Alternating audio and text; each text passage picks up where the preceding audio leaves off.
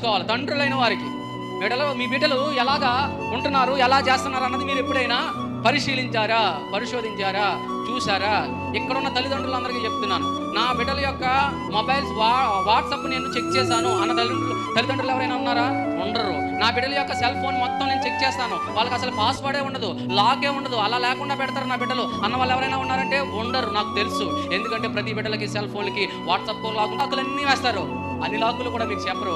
ఒకవేళ ఏమైనా వాళ్ళు చెప్పాలనుకుంటే దాంట్లో 100 మెసేజ్ల్లో 2 మెసేజ్లు చూపిస్తారు. ఈ 2 మెసేజ్లని మనం నమ్ముతూ ఉంటాం. అంటే నీ బిడ్డలు మీ మీద ఉన్న నమ్మకం మంచిదే, నేను కాదంటలేదు. కానీ కాస్త వరకు నువ్వు తండ్రిగా నీ బిడ్డలని చెక్ చేయవలసినటువంటి పరిస్థితి నీ దగ్గర ఉంది. కాబట్టి ఏం చేయాలి? నువ్వు ఖచ్చితంగా పిల్లలైన వారి యొక్క అడుగులను మనం పరిశీలించాలి.